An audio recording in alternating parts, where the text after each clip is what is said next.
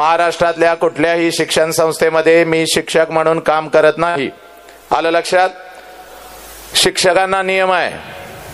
महाराष्ट्र शासनाचा आणि तुमच्या आईबापानं नियम घालून दिलाय.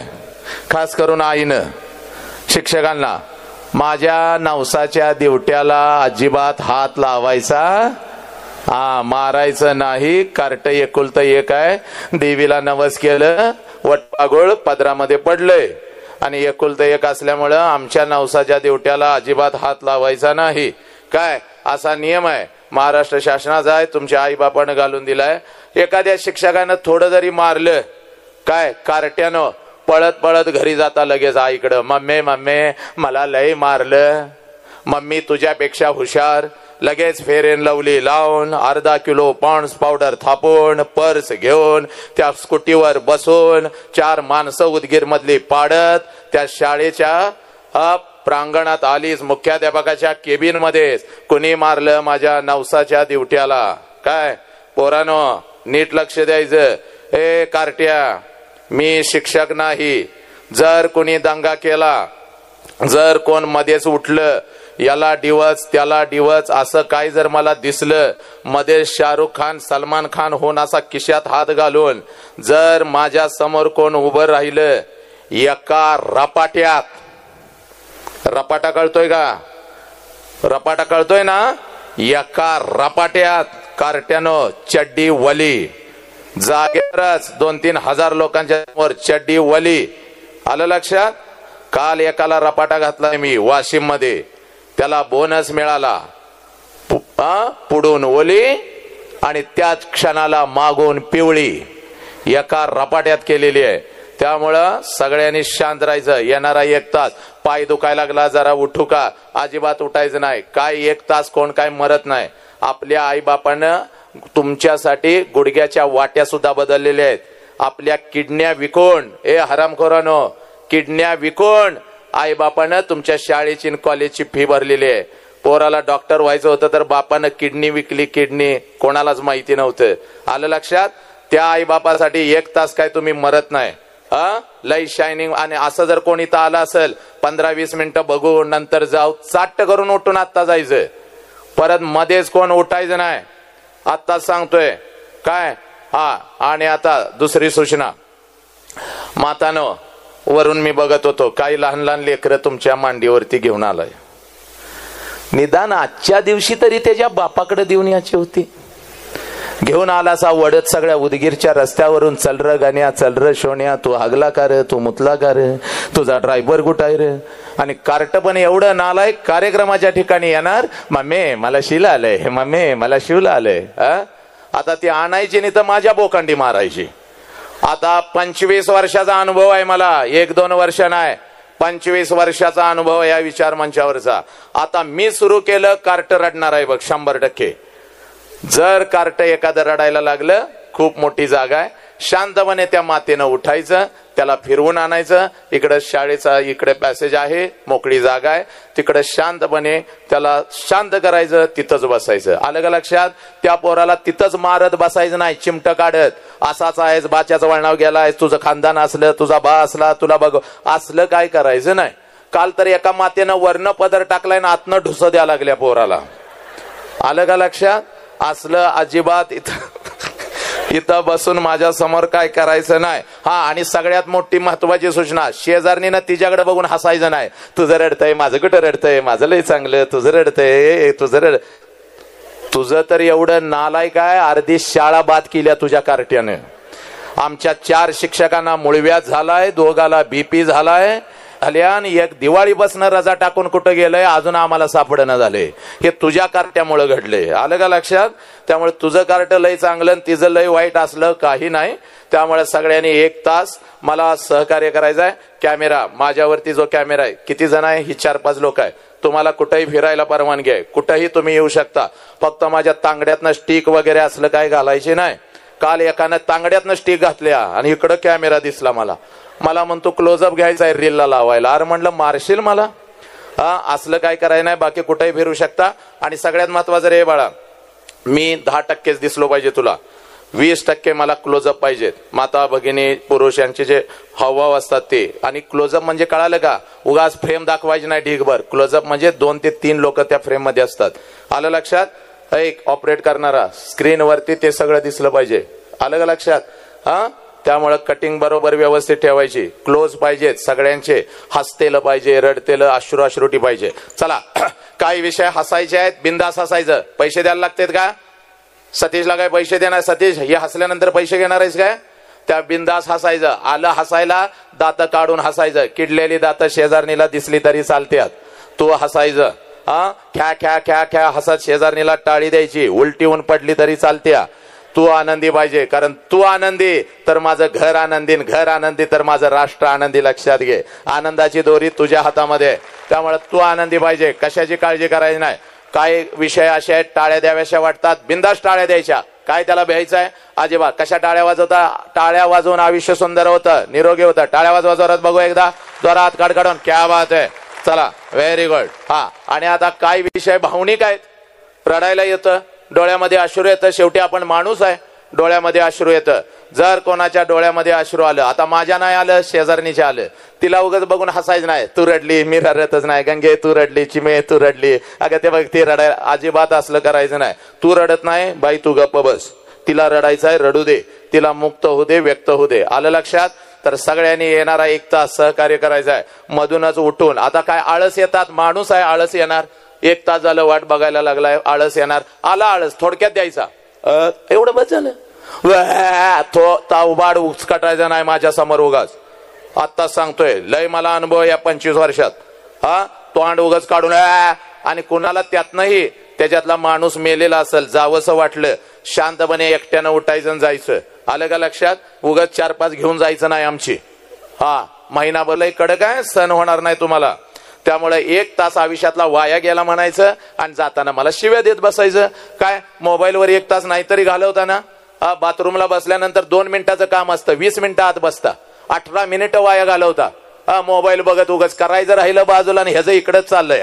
हिचा मेसेज आला आणि त्याचा मेसेज आला. याड्या कराय काय गेलंयस, ती राहिलं पोटात. आणि दिवसभर म्हणते पोट गच्च आहे, पोट गच्च आहे. अरे याड्या. त्यामुळं इथं वेळ वाया गेला तर जाऊ दे, गेला तर. आलं का लक्षात. हा, त्यामुळे सगळ्यांनी येणारा 1 तास अतिशय आनंदात. पाठीमागच्यांना सगळ्यांना विनंती आहे, कारण प्रेक्षक तुमच्याकडे बघत असतोय. अजिबात ते विचलित होईल असलं काय करायचं नाही. मध्येच उठायचं नाही. ह्याच्या कानात सांग, त्याच्या कानात सांग, असलं काय करायचं नाही. जर कुठली पोरं दंगा करायला लागली, मी फक्त हात असा केला की पळत जायचं, तिकडे सावरून घ्यायचं. चला साब मंगल आहे. तू जरा वांड दिसतोयस मला, तू जरा लय वांड दिसतोयस. नीट बस, पुढे सरकून बस. हा चला ओके. बहुजनांच्या अंधाऱ्या मृतप्राय जीवनात निर्भीड जगण्याचा सोनेरी किरण पसरविणारी, विजापूरच्या तख्तासमोर निमटपणे झुकणाऱ्या नमणाऱ्या बेलगाम सरंजामदारांच्या बेबंदशाही विरुद्ध आवाज उठवणारी, सरंजामशाही कुलवंश परंपरा यांना नाकारून बहुजनांच्या अस्तित्वाचा झेंडा भडकवणारी, कल्याणच्या मुल्ला एम एच सुभेदाराची सून किंवा बेलवाडीच्या पाटलाची कन्या यांना मातृस्थानी लेखणारी, 17व्या शतकात सरंजामशाही विरोधात वादळ उभे करणारी, जनतेला बलिदानाची प्रेरणा देऊन बहुजनांचं स्वराज्य उभे करणारी, महान रचनात्मक प्रतिभेचा रणपुरुष, समर्पणशीलतेचे प्रतिकारी प्रतीक, मातृभूमीचे असीम उपासक, सूर्यकुलातील सर्वश्रेष्ठ पुरुष, क्रांती पथकावरील सर्वश्रेष्ठ यात्रिक, रणशीलतेचे मानदंड, स्वराज्याचे संस्थापक, शककर्ते, युग प्रवर्तक छत्रपती शिवाजी महाराज, संपूर्ण स्वराज्याचे ज्ञानपीठ, विचारपीठ, प्रेरणापीठ म्हणजे महासाहेब जिजाऊ, स्वराज्याचे स्वप्न पाहून ते छत्रपती शिवाजी महाराज यांच्या मनावरती कोरणारे आमचे आबासाहेब म्हणजे शहाजीराजे भोसले, बुद्धिमान, पराक्रमी, अभ्यासू, जिज्ञासू, चारित्र्य संपन्न आणि छत्रपती शिवाजी महाराज यांनी तयार केलेले शिवराज्य, शिवनीती आणि शिवधर्माच्या रक्षणासाठी अखेरपर्यंत लढणारे आमचे शंभूराजे, शिक्षणाचे ज्ञानगंगा जनसामान्यांच्या घरापर्यंत, गोरगरिबांच्या हृदयापर्यंत पोहोचवणारी आमचे महात्मा ज्योतिराव फुले, क्रांतीज्योती सावित्रीबाई, कमवानी शिका हा महामंत्र देणारे विश्वरत्न डॉक्टर बाबासाहेब आंबेडकर यांना विनम्र अभिवादन करून एक मुखाने आपण सर्वजण बोलो, बोला छत्रपती शिवाजी महाराज के, बोला भारत माता के, बोला छत्रपती श्रीमंत धर्मवीर संभाजी महाराज के, बोला विश्वरत्न डॉक्टर बाबासाहेब आंबेडकरांचा। चला, आजच्या या व्याख्यानाची सुरुवात अतिशय सुंदर झालेली आहे, पण माझ्या मातानो, माझ्या बंधूनो, माझ्या लेकीनो, माझ्या लेकरानो आणि माझ्या युवकानो, लक्षात घ्या, आपल्या नजरेतून आजच हे व्याख्यान आहे, आपल्या नजरेतून आजच हे व्याख्यान आहे, पण माझ्या नजरेतून हे कोणतं व्याख्यान नाही। कारण शेकडो वर्षापासून व्याख्यान होत आली, विचारवंतांचे विचार व्याख्यानाच्या प्रबोधनाच्या माध्यमातून आमच्या कानापर्यंत पोहोचले, पण आमच्या कानातला विचार आमच्या मनाच्या गाभाऱ्यापर्यंत पोहोचला नाही, आमच्या काळजाच्या तळापर्यंत पोहोचला नाही, आमच्या मधला माणूस जागा झाला नाही। कोलाहलात साऱ्या माणूस शोधतो मी, गर्दीत माणसांच्या माणूस शोधतो मी। प्रचंड गर्दी या राष्ट्रामध्ये झाली, प्रचंड गर्दी या राष्ट्रामध्ये झाली, पण माणूस की कुठे तर हरवत चालली। आजही या मातीमध्ये 4 वर्षाच्या लेकीवर अत्याचार होतो, आजही एखादा हरामखोर कुत्रा हातामध्ये कोयता घेतो, पुण्या मुंबई सारख्या शहरामध्ये माझ्या लेकीच्या शरीराचे तुकडे तुकडे करतो, आजही माझ्या लेकींना विकलं जातं, त्यांच्या शरीराचा उपभोग घेतला जातो, का? कारण आमच्या मधला कुठे तर माणूस हरवत चाललेला आहे। ही माती तुम्ही विसरलात, पोरांनो, ही माती कोणाची याचा विसर तुम्हाला पडला, आई बापाचा विसर तुम्हाला पडला, धर्माचा राष्ट्राचा विसर तुम्हाला पडला, या महामानवांचा विसर तुम्हाला पडला। पोरा, ही माती कोणाची? ही माती माझ्या छत्रपती शिवाजी राजाची, ही माती माझ्या बुद्धांची, ही माती माझ्या महावीरांची, ही माती माझ्या जगज्योती बसवेश्वरांची, ही माती माझ्या तुकोबारायांची, ही माती माझ्या ज्ञानेश्वर माऊलींची, ही माती माझ्या सावरकरांची, टिळकांची, आगरकरांची, अहिल्याबाई होळकरांची। पोरांनो, कोण छत्रपती शिवाजी राजा? अगोदर तुझ्या काळजावरती पेरून घे, कोण छत्रपती शिवाजी राजा? अरे ज्या राजानं स्वतःच्या स्वराज्यातल्या स्त्रियांना तर आया बहिणीचा दर्जा दिलास, ज्या राजानं स्वतःच्या स्वराज्यातल्या स्त्रियांना तर आया बहिणीचा दर्जा दिलास, पण शत्रूंच्या स्त्रियांना आया बहिणीचा दर्जा देणारा जगातला एकमेव राजा, ज्या राजाचं नाव छत्रपती शिवाजी राजा। पोरांनो, मग या मातीमध्ये आज हे माझ्या लेकीच्या शरीराचे तुकडे तुकडे होतात, आज हे 17-18 वर्षाचा बोरगा हातामध्ये दारूचा ग्लास घेता आपल्या बापाच्या तोंडावरती ठोंकत, आई बापाच्या अब्रूची लक्तर वेशीवरती टांगतं का? कारण आमच्यातला माणूस कुठे तर हरवत चाललाय। पोरा, म्हणून आज तुझ्या समोर उभा आहे, इकडे बघ, आणि हे जर आज तुला सांगतो बघ, हे आजचं व्याख्यान नाही तर व्याख्यानाच्या पुढचं एक पाऊल असतं, ज्याला परिवर्तन म्हणतात, ज्याला बदल म्हणतात, तो बदल तुझ्या माझ्यात झाला पाहिजे बघ। आणि हा जर बदल जाणून घ्यायचा असेल पोरा, तर सगळ्यात अगोदर कृतज्ञता काय असते याची जाणीव तुला झाली पाहिजे। कृतज्ञतेचा अर्थ असा आहे, ज्या ज्या लोकांनी आमच्यासाठी काहीतरी केलं, त्या लोकांच्यासाठी आम्ही काय केलं। ज्या आईनं मला जन्म दिला, त्या आईसाठी मी काय केलं, आणि ज्या बापाने मला जन्म दिला, त्या बापासाठी मी काय केलं। ज्या मातीमध्ये मी वाढलो, ज्या मातीमध्ये मी घडलो, ज्या मातीनं माझ्या पंखांना बळ दिलं, उडण्याचं सामर्थ्य दिलं, त्या मातीसाठी, त्या राष्ट्रासाठी, त्या धर्मासाठी आणि त्या महामानवांच्यासाठी मी काय केलं। पोरांनो, याला कृतज्ञता म्हणतात। या परिवर्तनाच्या सुरुवातीला माझ्या मुखातून नाव आलं होतं माझ्या छत्रपती शिवाजी राजांचं, माझ्या आऊजी जाऊचं, किंबहुना बुद्धांच्या पासून अगदी गाडगे बाबांच्या पर्यंत ज्या ज्या महामानवांनी, क्रांतिकारकांनी, समाज सुधारकांनी तुमच्या आमच्यासाठी रक्ताचा आणि विचारांचा अभिषेक या मातीमध्ये घातला, त्या प्रत्येकाची नावं माझ्या मुखातून निघाली, आपल्या कानापर्यंत पोहोचली, जय जयकार झाला, पण बेंबीच्या देटापासून झाला नाही। इथंच खऱ्या अर्थानं आम्हाला कृतज्ञता कळते, हे राष्ट्र माझं आहे, हा धर्म माझा आहे, हे महामानव माझे आहेत, पण जय जयकार कसा झाला? मुखातून झाला, इथून झाला नाही। आणि मी हात जोडून सांगतो, ज्या ज्या वेळेला राष्ट्राचा प्रश्न येतो, ज्या ज्या वेळेला आमच्या शिव धर्माचा, आमच्या हिंदू धर्माचा प्रश्न येतो, पोरांनो लक्षात घ्या, त्या त्या वेळेला आमच्या अंगातलं रक्त उसळलं पाहिजे। कारण या महामानवांनी, या क्रांतिकारकांनी, या समाज सुधारकांनी फक्त तुमच्या आमच्यासाठी काय केलं? स्वतःच्या 4 भिंतीचा संसार कधीच केला नाही, तर अखंड राष्ट्राचा संसार केला, मानव जातीचा संसार केला। म्हणून तुम्ही आम्ही इथं ताठ मानानं बसलेलो आहोत। लक्षात घ्या, तुमचं लेकरू आज खेळतं ना ग, का खेळतं अंगणामध्ये? यांच्या बलिदानामुळं। मग यांचा जय जयकार कसा झाला पाहिजे? या भगवंताने आम्हाला 2 सुंदर हात दिलेले आहेत, या दोन्ही हाताच्या दोन्ही मुठी करायच्या, आपल्या खांद्याजवळ ठेवायच्या, पाठीचा कणा ताठ ठेवायचा, चेहऱ्यावर तेज पाहिजे. माझ्या श्रीराम प्रभूंच्या चेहऱ्यावरचं तेज बघायचं, माझ्या छत्रपतींच्या चेहऱ्यावरचं तेज बघायचं. तसं तेज स्वतःच्या चेहऱ्यावर आणायचं. आणि या शाळेचा सगळा परिसर ना दुमदुमून गेला पाहिजे. लेकरांनो, हात जोडून सांगतोय, बघ इकडे बघ. आमच्या आई बापानं आमचा हात पकडला आणि आई बापानं आम्हाला काय सांगितलं, जा शाळेमध्ये. का? तुला डॉक्टर व्हायचंय, तुला इंजिनियर व्हायचंय, तुला वकील व्हायचंय. हे पोरांनो, पण हात जोडून सांगू का रे माझ्या लेकरांनो, इकडे बघ. हे या शाळेच्या चार भिंती फक्त आम्हाला डॉक्टर देत नाहीत, इंजिनियर देत नाहीत, वकील देत नाहीत, तर या शाळेच्या चार भिंती सगळ्यात अगोदर आम्हाला एक चारित्र्यवान माणूस देतात. लक्षात घ्या, माणसाची निर्मिती या शाळेच्या चार भिंतीमध्ये होत असते. तो माणूस आज जागा झाला पाहिजे. म्हणून हे सगळ्यांनी दोन्ही हाताच्या दोन्ही मुठी करायच्या, आपल्या खांद्याजवळ ठेवायच्या, पाठीचा काना ताट ठेवायचा. श्रीराम प्रभू छत्रपती शिवाजीराजे माझ्या बाबासाहेबांच्या चेहऱ्यावरचं तेज स्वतःच्या चेहऱ्यावर आणायचं आणि जय जयकार असा झाला पाहिजे. हा सारा परिसर आणि हे प्रांगण दुमदुमून गेलं पाहिजे. चला, दोन्ही हाताच्या दोन्ही मुठी करायच्या आहेत, खांद्याजवळ ठेवायच्या आहेत, पाठीचा काना ताट. कॅमेरे सगळीकडे फिरू देत रे. अखंड जिल्ह्याला, लातूर जिल्हा नाही तर महाराष्ट्राला बघू दे जरा उदगीर मध्ये नेमकं आज काय झालं. चला, पाठीमागं उभं राहिलेले तुम्ही काय आमच्या साखरपुड्याला आलाय काय लेखाव, का लग्नाला आलाय कुठल्या? तुम्ही का राष्ट्रात राहत नाही? सगळ्यांनी जय जयकार करायचा. हात बांधून कोणी उभं राहायचं नाही. दोन्ही हाताच्या दोन. बर, काही काही लोकांना आता असं वाटत असेल, हे एवढी 4-5 हजाराची गर्दी आणि ह्याच्यात मी एकट्यानं जय नाही म्हणलं, ह्याला कुठं काय कळतंय.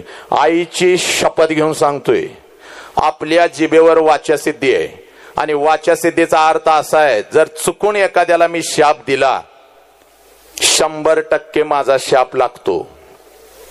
रविवारी सायंकाळी 6 नंतर दिलेला शाप काळ्या दगडावरची रेग असते.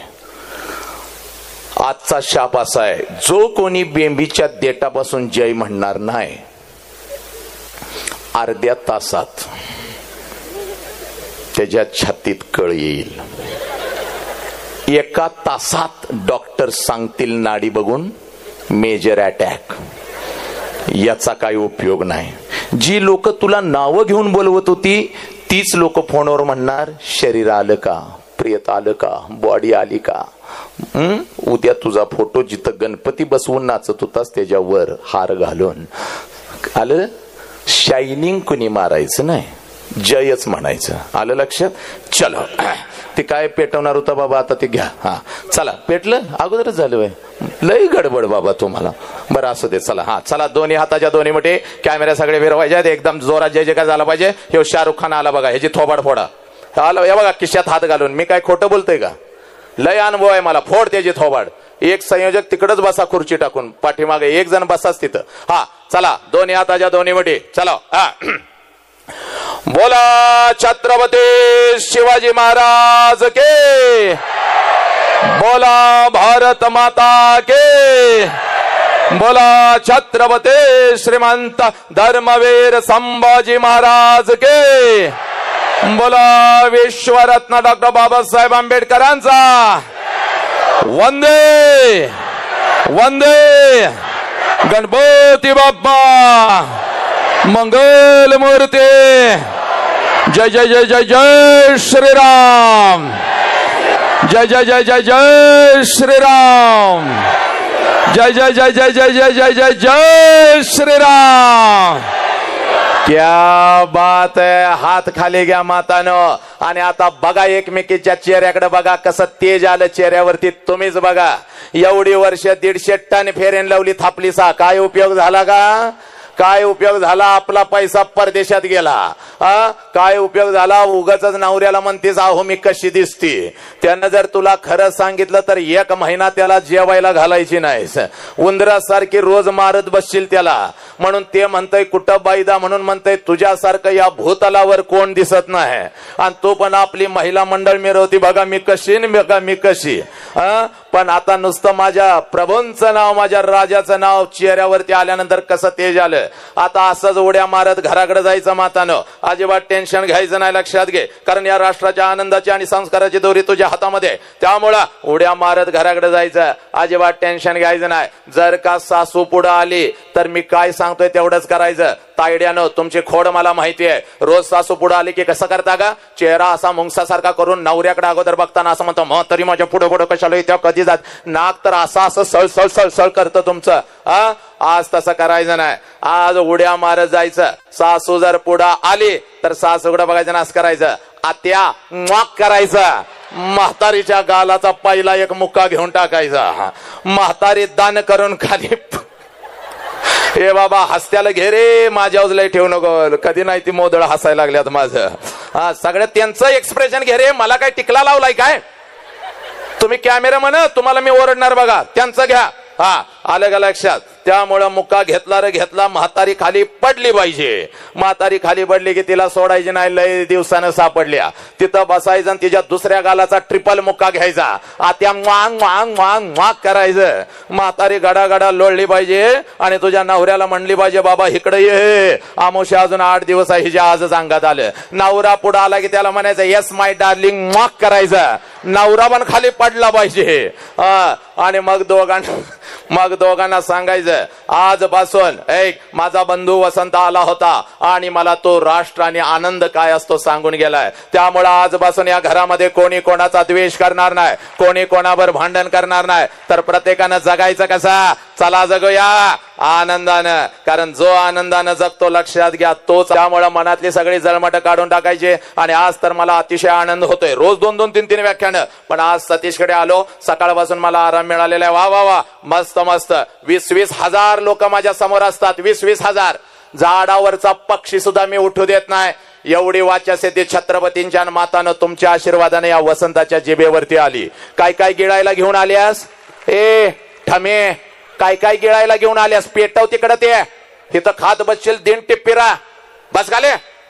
आली गिळायला घेऊन पाणी बिणे. हा तर सगळ्यांना सांगतोय, 20-20 हजार लेकरं माझ्या समोर असतात. एक झाडावरचा पक्षी उठू देत नाही मी. पण जर का इयत्ता 1ली ते 4थीचं कार्ट माझ्या समोर आलं तर मात्र माझा हातपाय लटलटायला लागतात. कारण ही कार्टी कधी काय करतील याचा अंदाज नाही. अनेकांची कीर्तन यांनी पाडली, कीर्तनकार इथं बसले बिचारा. अनेकांची प्रवचन यांनी पाडली. ऐक, शिक्षकांच्या तोंडाला तर यांनी फेस आणलेला या कार्ट्यानी. कार्ट कधी एकदाच शाळेतनं घराकडे जातंय, शिक्षक वाट बघत बसतो. आणि कार्ट घरातनं शाळेला कधी जातंय त्याची आई वाट बघत बसती. एवढी ही कार्टी नालायक. मागच्या महिन्यामध्ये पश्चिम महाराष्ट्रात रत्नागिरी जिल्ह्यामध्ये माझा कार्यक्रम होता. मस्त नटून थटून असा अंगठ्या घालून मी असा बसलेलो होतो. एक माता पर्स लावून अशी डुलत डुलत माझ्या जवळ आली. मला म्हणाली, सर तुम्ही आमच्यावर अन्याय करताय. म्हणलं, माते भगिनी काय तुझ्यावर अन्याय केला ग? तर ती माता मला म्हणती, सर सगळ्या कॉलेजला तुम्ही परवानगी दिली, माझ्या युनिटला तुम्ही परवानगी दिली नाही. म्हणलं, माते भगिनी तुझं युनिट? तर ती माता मला म्हणती, सर लहान गट मोठा गट इयत्ता 1ली ते 4थीचं माझं युनिट आणि मी त्याची मुख्याध्यापिका. मी म्हणलं, एका बसमध्ये ही सगळी कार्टी घाल, तू पण त्याच्यात बस आणि खाली गोव्याला पिकनिकला निघून जा, पण ही कार्टी माझ्या समोर बसवायची नाहीत. मॅडम लय हुशार होत्या. मॅडम मला म्हणल्या, सर तुमच्या पुढे बसवत नाही, मागं बसवली तर चालतील का? मग मी पण जरा विचार केला. म्हणलं, ठीक आहे पाठीमागं बसाव, पण जवळजवळ 100 फूट लांब बसवायची आणि 2 शिक्षक हातामध्ये काठी घेऊन बसवायचं. जर का या कार्ट्याने दंगा केला, हातातला माईक खाली ठेवणार आणि घरला निघून जाणार. मॅडम अगदी आनंदाने उड्या मारत गेल्या. मला वाटलं 5-50 कार्टी घेऊन येतील, पण चांगली 100-200ची हनुमान गँगच घेऊन आल्या. कार्टी पण एवढी नालाय, कोण उड्या मारतय, कोण छड्डी झाडतय, कोण माती उधळतय, कोण एकमेकाला दगड मारतय. एक तर कार्ट माझ्या जवळ आलं आणि मला वॅक करून गेलं. म्हणलं, मेलो वसंतराव, व्याख्यान सोडा, परिवर्तन सोडा, आता तुम्ही आपलं सांगलीला निघून जा. पण मग मी पण ठरवलं, मातानो आज घरी जायचं. तुझ्या बंधूचं नाव टाकायचं वसंत हंकारे सोशल मीडियावरती. शेकडो नाही हजारो व्हिडिओ येतात बघ. असाच खुर्चीवरती मी उभा असतो, एक पाय वरती एक पाय खाली, आणि लेकरांच्या छताडावर तांडव करत आई बाप राष्ट्रधर्म आणि हे महामानव त्यांच्या काळजामध्ये मी पेरत असतो बघ. एक असाच लाकडाची खुर्ची होती, खुर्चीवरती मी उभा होतो. व्याख्यान एवढं रंगलेलं होतं, प्रत्येक जण माझ्या व्याख्यानात गुंग झालेला होता. आणि पाठीमागं बसलेलं एक लहान गटाचं कार्ट कधी रांगत रांगत येऊन खुर्चीच्या खाली बसलं होतं कुणालाच माहिती नव्हतं. आणि जसं व्याख्यान आणि खालनं मला म्हणतंय, साहेब मागणं पॅन्ट फाटल्या तुमची. पॅन्ट फाटल्या म्हणल्यावर पहिला मी खाली उडी टाकली, कारण मागून 2 कॅमेरे सुरू होतं, सगळ्या जिल्ह्याला लाईव्ह चाललं होतं. म्हणलं फाटलेला नकाशा वसंतराव घराघरामध्ये पोहोचला म्हणून भीतच माग हात लावला. सगळं काही व्यवस्थित होतं. मग मात्र कार्ट्याकडे एवढं मोठं डोळं केलं. म्हणलं कार्ट्या कुठं फाटल्या, तर खालनं मला म्हणतोय कसं फसवलं थोबाड फोडीन. म्हणलं तुझी एकदा तर विषय लय सुंदर होता. मूल समजावून घेताना हजारो माता आल्या होत्या. नाट्यगृह तुडुंब भरलं. काही माता विचार मंचावर माझ्या जवळ बसल्या. एक माता माझ्या समोर बसलेली होती. तिच्या मांडीवर 4 वर्षाचं गोर गोमट कार्ट बसलेलं होतं. कार्ट दिसायला एवढं सुंदर होतं, पण लय आगाव नालायक आणि वांड होतं. कार्ट माझ्याकडे बघायचं, फुस करून गालात हसायचं आणि आपल्या आईला म्हणायचं, मम्मी ते माणूस आपल्या बॉब सारखं दिसतंय. बॉब म्हणल्यानंतर मला लय आनंद झाला. म्हणलं या लेकराला आपल्यामध्ये बॉब दिसतो, याचा अर्थ असा आहे की आपल्यासारखं कोणीतरी याच्या घरामध्ये आहे, त्याची आठवण त्याला येते, म्हणून आपल्याला बॉब्स म्हणतंय. वा वा वा वा वा वा वा. जरा मिशीला हात लावला, कार्ट्याकडे बघितलं आणि म्हणलं काय रे माझ्या पिल्ल्या शोन्या. कार्ट खालनं वरडलं, ये बॉब जरा इकडे ये. तसं त्याच्या आईनं त्याचं तोंड दाबून धरलं. जसं आईनं तोंड दाबून धरलं तसा मी उठलो. म्हणलं का ग माते भगिने, एवढा सुंदर माझा भाचा मला बॉब्स म्हणतो, याचा अर्थ असा आहे की माझ्यासारखं कोणी तर तुझ्या घरामध्ये आहे, त्याची आठवण त्याला येते, म्हणून आपल्याला बॉब्स म्हणताय तर म्हणू दे गे. तर ती माता मला म्हणाली, दाद्या गप्प खाली बस, बॉब्स आमच्या कुत्र्याचं नाव आहे. 2 लिटर पाणी पिलं. 2 तास कार्ट्याकडे मी परत काय बघितलं नाही. महाराष्ट्र नाही तर अखंड राष्ट्रभर माती मी फिरत असतो बघ. ते बघ राष्ट्रसंत तुकडोजी महाराज ग्रामगीते मानवी म्हणतात, देवळातला देव मेला अंतरीचा जागवारे. हे कोणता अंतरीचा देव याचा शोध घेत असताना तुकडोजी महाराज त्याच ग्रामगीतेमध्ये सांगतात, या कोवळ्या कळ्यानं माझी लपले नेताजी रवींद्र शिवाजी, विकसती प्रकटे समाजी शेकडो महापुरुष. या शेकडो महापुरुषांनी जन्म घेतलेला आहे. कुठं? या कोवळ्या कळ्यानं माझी. कोणत्या कोवळ्या कळ्या? माझ्या समोर बसलेल्या या कोवळ्या कळ्या. राष्ट्राच्या या महाराष्ट्राच्या शाळेच्या कॉलेजच्या भिंतीमधून शिकत असलेली ही माझी लेकरं. त्या कोवळ्या कळ्यांच्या मध्ये जन्म घेतलेला आहे या राष्ट्रपुरुषांनी. माते तुझ्या पोटाला आलेलं तुझं लेकरू, 4 वर्षाचं तुझं लेकरू, तुझ्या संस्कारामध्ये घडत असलेलं, तुझ्या अंगखांदावरती खेळत असलेलं त्या लेकरामध्ये या महापुरुषांनी जन्म घेतलेला आहे. पण आमची नजर चुकली, आमचा दृष्टिकोन चुकला, आमच्या मधला माणूस कुठेतरी हरवत चालला. आणि म्हणून आज तुझ्या समोर उभा आहे बघ. माते, माझ्या लेकरा. वसंत हंकारे आला आणि बघता आम्हाला हसवून गेला. वसंत हंकारे आला, आज आलोय तर तुझ्या अंतरंगामध्ये माणुसकीची ठिणगी टाकून जाणार. तुझ्या मधला माणूस आज जागा करून जाणार. वनवा पेटला पाहिजे बघ त्या माणुसकीचा. आणि म्हणून तुला सांगतोय, इकडे बघ, मनोरंजन करायला इकडे बघ. आज घरी जायचं. तुझं वय कितीही वर्षाचा असू दे बोरा, आज परिवर्तन झालं पाहिजे. तुझ्या आयुष्याला आज आग लागली पाहिजे. हे बघ, तुझं वय कितीही वर्षाचा असू दे, तुझं वय 50 वर्षाचा आहे, तुझं वय 40 वर्षाचा आहे, तुझं वय 30 आहे, तुझं वय 20 आहे, तुझा बाप तर या विश्वातला सगळ्यात श्रीमंत माणूस तू आहेस पोरा. या विश्वातला सगळ्यात श्रीमंत माणूस तू आहेस, ज्याच्या घरामध्ये त्याची आई आहे, ज्याच्या घरामध्ये त्याचा बाप आहे आणि तो आई बाप अगदी आनंदामध्ये जगत आहे. पोरांनो, ते घर कुबेरापेक्षाही सर्वश्रेष्ठ असतं. म्हणून पोरा तुला सांगतोय बघ, पळत पळत आज घरी जायचं बघ. त्या आईच्या नजरेमध्ये नजर घालायची बघ आणि त्या आईला आज पहिला प्रश्न विचारायचा आहे. आई, 9 महिने 9 दिवस आई तू मला तुझ्या उदरामध्ये ठेवलंस आई. आई, 9 महिने 9 दिवस आई तू मला तुझ्या उदरामध्ये ठेवलंस. आणि ज्या वेळेला आई तू मला जन्म देत होतीस त्यावेळेला आई तुला किती यातना होत होत्या ग आई, तुला किती वेदना होत होत्या. पोरांनो, पळत पळत जायचं आणि त्या आईला पहिला प्रश्न विचारायचा. आणि ज्या क्षणाला हा प्रश्न तू तुझ्या आईला विचारशील, टच करून पाणी तिच्या डोळ्यात येईल बघ, हंबरडा फोडल बघ, तुझ्या गळ्यामध्ये ती पडल बघ. कारण पोरी, 9 महिने 9 दिवस ज्या वेळेला ती माऊली तुम्हा आम्हाला या उदरामध्ये ठेवत असते आणि ज्या वेळेला तुम्हा आम्हाला क्लोज गे रे, ज्या वेळेला तुम्हा आम्हाला ती माऊली जन्म देत असते, या विश्वातल्या कितीतरी आयांनी आपला शेवटचा श्वास घेतलेला आहे पोरा. या विश्वातल्या कितीतरी आयांनी आपला शेवटचा श्वास घेतलेला आहे. एवढ्या अनंत यातना त्या माऊलीला होत असतात तुम्हा मला जन्म देताना. एवढ्या अनंत यातना त्या आईला होत असतात तुम्हा आम्हाला जन्म देताना.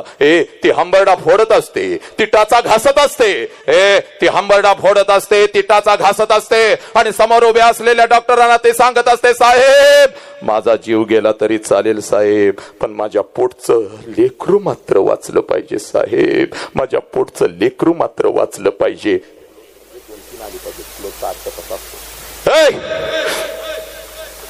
हे पोरानो, ती आई तुम्हाला कळाली का रे हरामखोरानो? नाही कळाली. त्याच आईला तुम्ही म्हणता तुला काय कळतं का? हे नालायक, त्या माऊलीला सगळं काय कळतं म्हणून हरामखोरानो आज तुम्ही इथं बसलेलात. 103 ताप तिच्या अंगामध्ये असतो बाग, 103 ताप. तरी सुद्धा सकाळी उठून तुम्हाला ती शाळेसाठी कॉलेजसाठी डबा करून देते. का? कारण आज जर मी माझ्या लेकराला डबा नाही करून दिला तर दिवसभर माझं लेकरू दुसऱ्याच्या डब्याकडे बघत बसल. दिवसभर माझं लेकरू उपाशी, थंडी, अशक्तपणा, उभी राहण्याची ताकद तिची नसते, पण सकाळी 6 वाजता उठून ती तुला डबा करून देते. आणि त्याच आई बापाच्या आबरूची लत्तर हरामखोरानं तुम्ही वेशीवर टांगू लागला. त्याच आई बापाला तुम्ही पोलीस स्टेशनला उभं करू लागला. कुठला तर हरामखोर कुत्रा तुझ्या आयुष्यामध्ये येतो आणि आई बापाच्या तोंडावर हरामखोरानं तुम्ही थुंकू लागला. जगातला सगळ्यात मोठा शिक्षणात या विचार मंचावरून तुला देतो बाग. जगातला सगळ्यात मोठा शिक्षण, ज्या क्षणाला पोरी तुझा जन्म झाला त्या क्षणाला, हे पोरा, या विश्वामध्ये तुझ्या दोन्ही गालांना जर पहिला स्पर्श कोणी केला असेल आणि तुझ्या दोन्ही गालांचा जर पहिला मुका कोणी घेतला असेल तर त्या माऊलीचं नाव आई आहे. साला त्या माऊलीचं नाव आई आहे. आनंदानं तुझ्या जवळ जर कोण उड्या मारत आला असेल, आनंदानं तुझ्या जवळ जर कोण उड्या मारत आला असेल, या दोन्ही तळ हातावरती जर तुला कोणी उचलून घेतला असेल आणि तुझ्या गालावर जर पहिला आनंदाचा अश्रू कोणाचा पडला असेल तर त्या देव माणसाचं नाव साला बाप आहे पोरा. त्या देव माणसाचं नाव बाप आहे. हा बाप तुम्हाला कळाला का? ही आई तुम्हाला कळाली का? नाही कळाली. याच आई बापाच्या तोंडावर तुम्ही थुंकू लागला. याच आई बापाच्या आबरूची लक्तर तुम्ही वेशीवरती टांगू लागला. हरामखोरानं बापानं मोबाईल नाही दिला म्हणून तुम्ही आत्महत्या करू लागला. कुठला तर हरामखोर कुत्रा तुला एखादा मोबाईल काय घेऊन देतो, तुझ्याशी गोड गोड काय बोलतो आणि 20 वर्ष ज्या आई बापानं तुला तळ हाताच्या फोडासारखं जपलं त्या आई बापाच्या तोंडावर पचकरून थुंकून नालायक कार्ट्यानं तुम्ही घर सोडू लागला.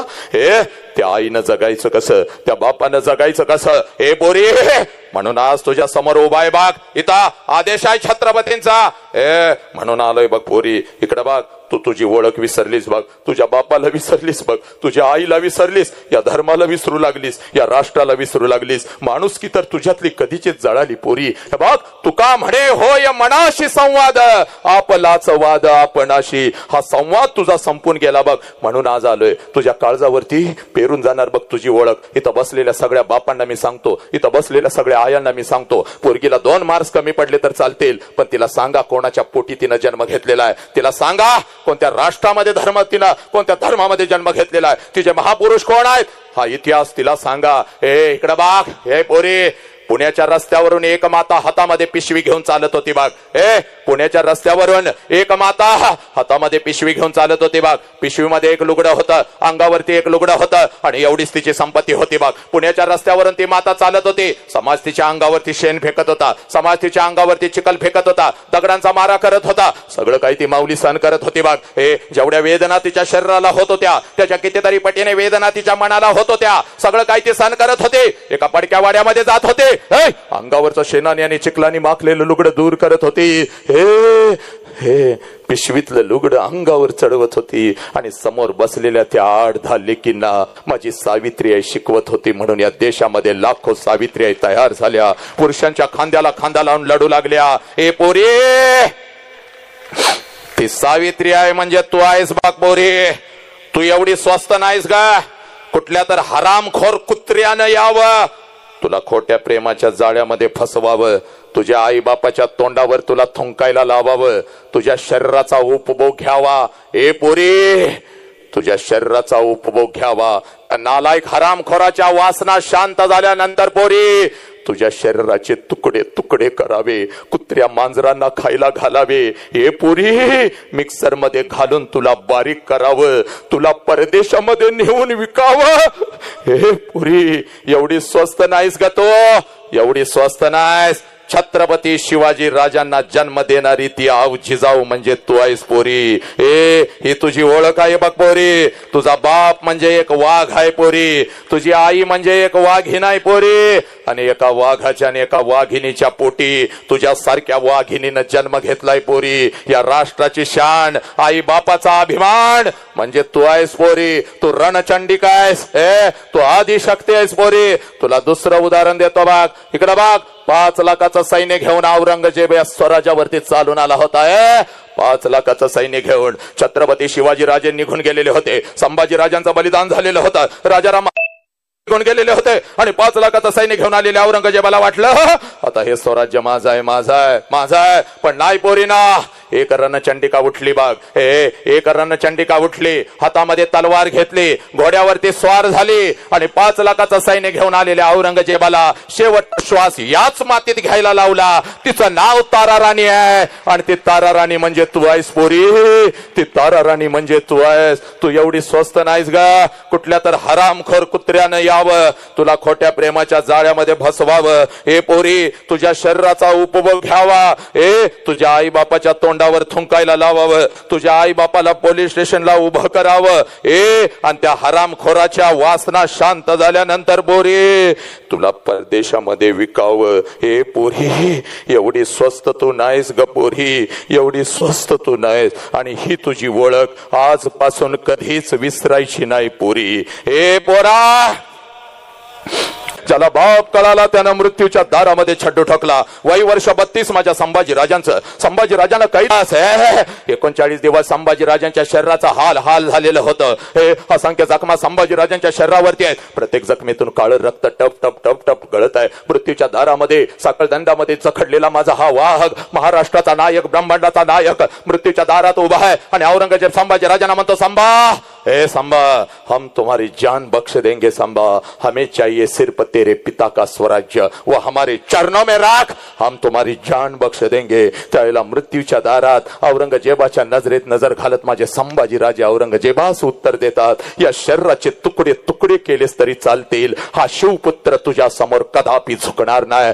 कारण मला माझा बाप कळालेला आहे, मला माझा धर्म, माझं राष्ट्र कळालेलं आहे. ए हराम खोरानो, ए पोरानो, ए नालायकानो, तुम्हाला तुमचा बाप कळाला कर नाही कळाला. अरे एखादा खिळा किंवा काटा जर तुझ्या पोराच्या पायात घुसला माते, 4 दिवस पोरगा हंबरडा फोडतं बघ. आई म्हणून 2 दिवस तू रडतीस बघ. इकडे बघ वेदना काय असते. तापलेल्या लाल भडक लोखंडाच्या सळ्या संभाजी राजांच्या डोळ्यासमोर आल्या. तापलेल्या लाल भडक लोखंडाच्या सळ्या संभाजी राजांच्या डोळ्यासमोर आल्या. 1 फुटाच्या अंतरावर सळ्या आहेत. पण महाराष्ट्राच्या या वाघाच्या चेहऱ्यावरचं तेज मात्र कमी झालं नाही. मृत्यूला सुद्धा घाम सुटला, आमावस सुद्धा थरथर कापत होती. आणि आता औरंगजेब संभाजी राजांना म्हणतो, संभा अब तो छुक जा, नाही तो तेरी जींद आंखें हम निकाल देंगे. संभाजी राजांच्या चेहऱ्यावरचं तेज कमी झालं नाही. संभाजी राजांची जिवंत नख काढली, जिवंत कातडी सोडली, जीभ हसडून काढली. तापलेल्या दोन्ही सळ्या डोळ्याच्या आर पार निघून गेल्या. सर्र आवाज झाला. डोळ्यांच्या खोबणीतून फक्त काळं रक्त टप टप गळत होतं, पण हा महाराष्ट्राचा वाघ शत्रू समोर कदापि चुकला नाही, कारण माझ्या राजाला त्यांचा बाप कळाला होता, आपला धर्म आपलं राष्ट्र कळालेलं होतं. हे पोरानो, तुम्हाला तुमचा बाप कळाला का? नालायकानो, याच बापाच्या तोंडावर तुम्ही थुंकू लागला. हरामखोरानो, याच बापाला तुम्ही पोलीस स्टेशनला उभं करू लागला. कुठला तर कुत्रा तुमच्या आयुष्यात येऊ लागला. हे आणि सगळं काही संपलं काय ग पोरी? हे म्हणून आज तुझ्या समोर आलोय बघ. इकडे बघ, जास्त वेळ तुझा घेणार नाही. घड्याळ लावून 10 मिनिटांमध्ये मी थांबतो बघ. पण पोरी ऐक, इकडे बघ. हे पोरी, हे पोरी ऐक, तुला आज तुझी आई काय आहे, तुझा बाप काय आहे आणि तुला काय करायचं आहे, तुझ्या काळजावरती पोरा पेरून जाणार. आईला पहिला प्रश्न विचारलास ना, आता आईला दुसरा प्रश्न विचारायचा. आणि आईला दुसरा प्रश्न काय विचारायचा? हे बघ, या प्रश्नाच्या तळाला लपलेला आहे माझं राष्ट्र, या प्रश्नाच्या तळाला लपलेला आहे आमचा अखंड अध्यात्म, या प्रश्नाच्या तळाला लपलेला आहे पोरी. हे पोरी, तुझं आयुष्य. हे पोरा, हे बघ, हे 25 वर्षापूर्वी तुझ्या आईच्या मस्तकी अक्षता पडल्या बघ. 25 वर्षापूर्वी तुझ्या आईच्या मस्तकी अक्षता पडल्या. तुझ्या आईचं लग्न तुझ्या बापा बरोबर झालं, आणि ज्या क्षणाला तुझ्या आईच्या मस्तकी अक्षता पडल्या त्या क्षणाला कशाचाही विचार न करता, त्या क्षणाला कशाचाही विचार न, तरी एखादं वर्ष तिनं काढलं स्वतःच्या सुखासाठी. आणि ज्या क्षणाला पोरीनं तुमचा जन्म झाला पोरानो, तिनं स्वतःच्या सुखाला आग लावली आणि ती माऊली फक्त आपल्या लेकरांच्या सुखासाठी जगू लागली. त्या माऊलीचं नाव आई आहे. आईची ही वेदना हरामखोरानं तुम्हाला कधीच कळाली नाही. आज पळत पळत जायचं, त्या आईच्या नजरेमध्ये नजर घालायची आणि त्या आईला आता फक्त दुसरा प्रश्न विचारायचा. आई, 25 वर्षापूर्वी आई महिन्यातून 4-4 वेळेला तू तुझ्या माहेरी जात होतीस, तुझ्या आईला भेटायला, तुझ्या वडिलांना भेटायला, तुझ्या भावाला भेटायला. या आई, माझा वय 1 वर्षाचा होता, मला सुद्धा अंगा खांद्यावरती खेळवत माझ्या आजोडी, माझ्या आजीला, माझ्या आजोबांना, माझ्या मामाला भेटवण्यासाठी घेऊन जात होतेस. पण आई, आता 25 वर्ष उलटून गेली आणि तू आता वर्षातून एकदा सुद्धा तुझ्या माहेरी जात नाहीस ग. का समोर मी हंबरडा फोडून रडू लागली. अहो ऐकलं का हो, मला माझ्या आईची आठवण येते हो. अहो ऐकलं का, मला माझ्या बापाची आठवण येते हो, मला माझ्या भावाची आठवण येते हो. आई बापाला सोडून असं कधी मी राहिली नाही हो. जाऊ का हो, आई बापाला एकदा भेटून येऊ का हो. अहो जाऊ का हो. हे माझ्या डोळ्यातले अश्रूंनी माझा हंबरडा पाहून तुझा बाप मध्ये हात घालत होता, एसटीपुरता पैसा माझ्या हातावर ठेवत होता आणि मला म्हणत होता, जा रडू नको, असा हंबरडा फोडू नको, जा तुझ्या आई बापाला भेटून ये. पण ऐक ग, हे बघ, सारखं तुला आता जाता येणार नाही बघ, सारखं तुला आता जाता येणार नाही. पहिल्यांदा चाललेस म्हणून पाठवतोय बघ, इकडे बघ, पहिल्यांदा चाललेस म्हणून पाठवतोय. आणि जर सारखं जायचं असेल तर तिकडच जायचं बघ. हे एकीकडे माझा आई बाप होता, एकीकडे माझं सासर होतं. हे पोरी, मध्येच माझी घुसमट होत होती. तुझ्या बाबाकडून एसटी पुरता पैसा मी घेत होते, हातामध्ये 2 पिशव्या. हे पोरी, कारण ग आताचं हे वैभव, आताचं घर गाडी बघू नको. त्यावेळेला एका पडक्या घरामध्ये, पत्र्याच्या घरामध्ये आपण राहत होतो बघ. तुझ्या बाबाकडून एसटी पुरता पैसा मी घेत होते, हातामध्ये 2 पिशव्या घेत होते, एसटी मध्ये मी बसत होते, एसटी माझ्या माहेरी येत होते, एसटीतून खाली उतरत होते, घराच्या दिशेने मी धावत होते. कधी एकदाची माझी आई माझ्या समोर येते आणि आईला कधी एकदाची मी कडकडून मिठी मारते. कधी एकदाचा माझा बाप माझ्या समोर येतो आणि बापाला कधी एकदाची मी कडकडून मिठी मारते. हे कधी एकदाच अक्का करत माझ्या माग पुढं पाळणार ते लहान लेकरू माझ्या समोर येत आणि त्याच्या गालावरून हात फिरवत कधी एकदाची 10 रुपयांची नोट मी त्याच्या हातावरती ठेवते. हे पुरी, तुझ्या बाबाकडून एसटी पुरता पैसा मी घेत होते, हातामध्ये 2 पिशव्या, एसटी मध्ये मी बसत होते, एसटी माझ्या माहेरी येत होते, एसटीतून खाली उतरत होते, घराच्या दिशेने मी धावत होते. माझ्या नजरेच्या टप्प्यामध्ये माझं घर यायचं बोरे, घराच्या अगोदर घराच्या समोरचं ते अंगण मला दिसायचं बोरे, आणि सगळ्यात अगोदर त्या अंगणामध्ये मला माझ्या बापाचं चप्पल दिसायचं पुरी, त्या अंगणामध्ये मला माझ्या बापाचं चप्पल दिसायचं.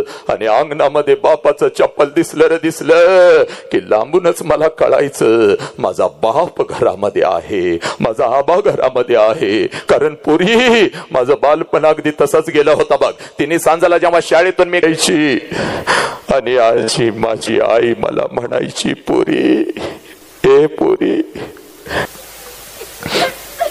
हे पुरी, थोडं गाल पुढं कर की ग माझ्या. हे माझी आई तांब्यामध्ये भात. घर तेच आहे, घर तेच आहे, अंगण ही तेच आहे, अंगण ही तेच आहे. घर तेच आहे, अंगण ही तेच आहे, तेच आहे. पण त्या अंगणामध्ये आता मला माझ्या बापाचं चप्पल आता मला माझ्या बापाचं चप्पल दिसत नाही पुरी, दिसत नाही पुरी. त्या अंगणामध्ये आता मला माझ्या, त्या अंगणामध्ये आता मला माझ्या बापाचं चप्पल दिसत नाही. अंगणातून जरी मी हाक दिली आबा,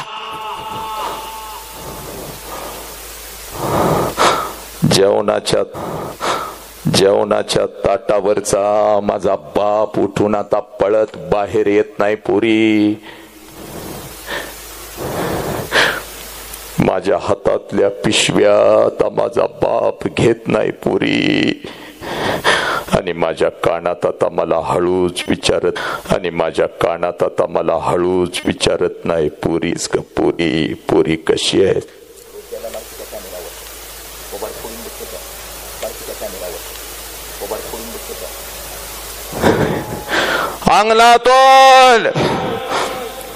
अंगणातून माझा बाप आता माझ्या आईला हाक देत नाही.